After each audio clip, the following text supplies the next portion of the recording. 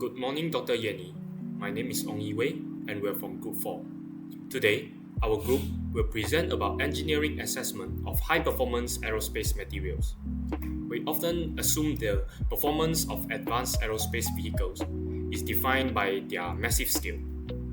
But however, it is actually defined by the microscopic structure of the materials they are built from. Today, we will explore two dominant materials, which are the silicon carbide and carbon fiber reinforced polymer (CFRP), by tracing their extraordinary capabilities back to their fundamental atomic bonds.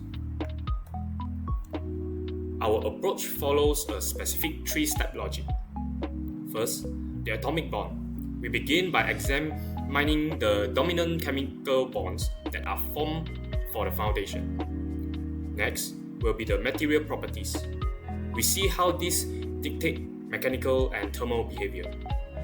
And lastly is the aerospace application, where we connect this to a specific large-scale application. Let's begin with our first case study, silicon carbide, or often called a shield against fire, as it is used as a heat shield in aerospace automotive. If we look at the atomic foundation, we see a rigid tetrahedral lattice. The primary bond type is covalent, but with a partial ionic character. Here is the mechanism. Silicon and carbon atoms share valence electrons to form exceptionally strong and directional bonds. These atoms arrange themselves in a rigid tetrahedral structure, which is analogous to diamond. This specific lattice is the source of the material's extreme hardness and thermal stability. That's all for my part. I'll leave the rest of the presentation to my other member. Thank you.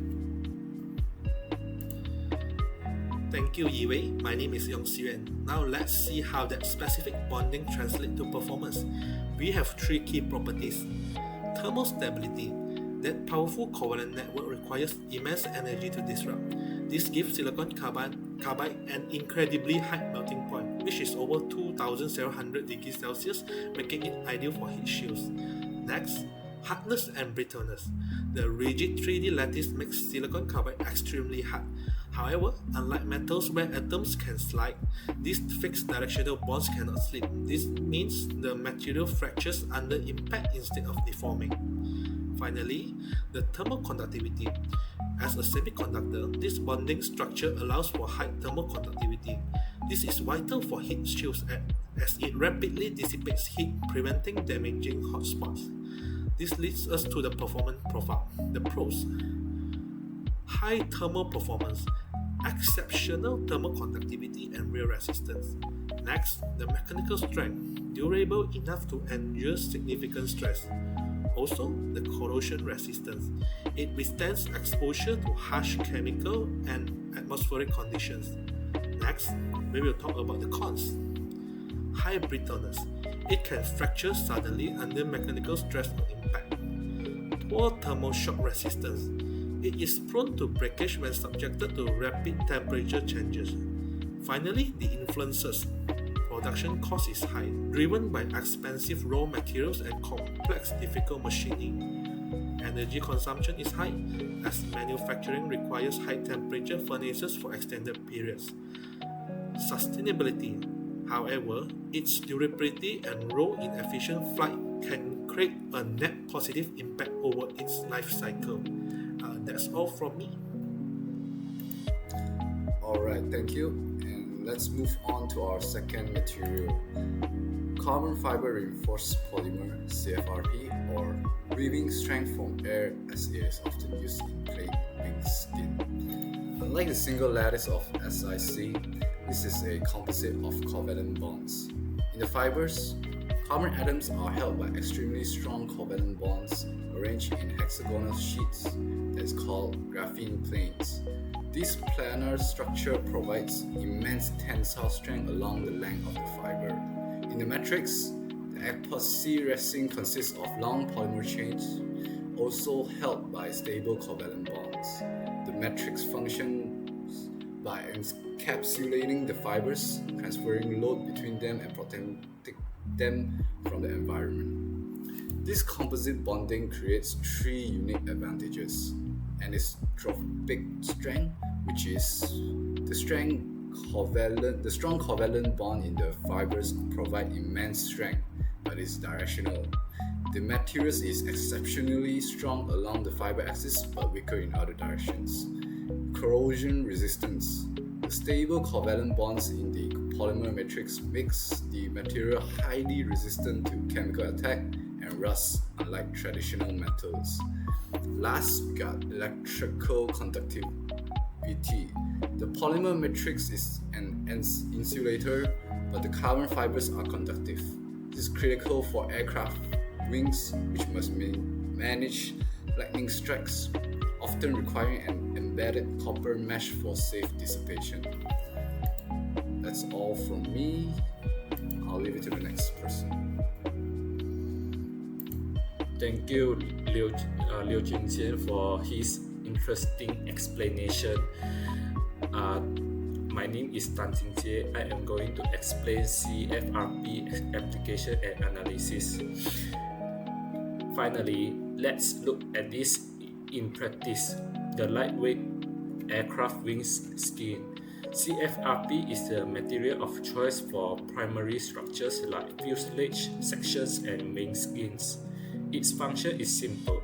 Its exceptional strength to weight ratio allows for longer, more aerodynamic wings that significantly reduce aircraft mass. This weight reduction is the primary driver of improved fuel efficiency and range. Next, here is the performance profile for CFRP. Let's look at the pros of using the CFRP. CFRP has the strength to weight, so it is exceptional structural rigidity with significantly reduced mass. Next, CFRP has fatigue resistance, so it indicates that CFRP has superior endurance to repeated cyclic loading like wing flexing without metal-like fatigue failure.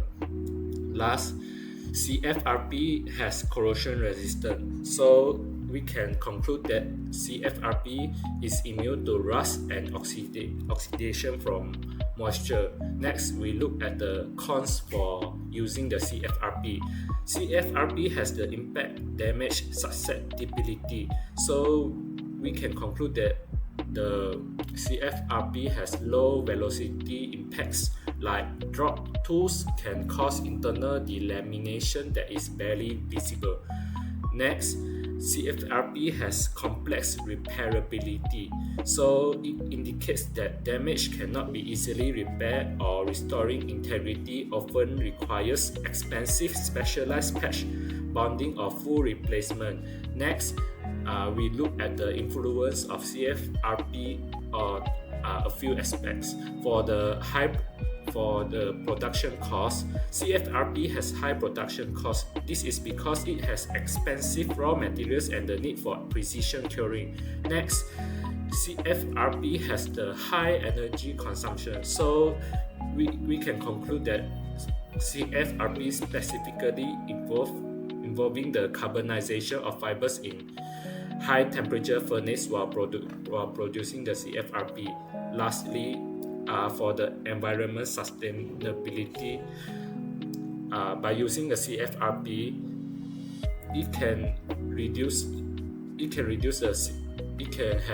make the significant weight reduction that leads to major fuel saving, reducing emission over the aircraft's operational life.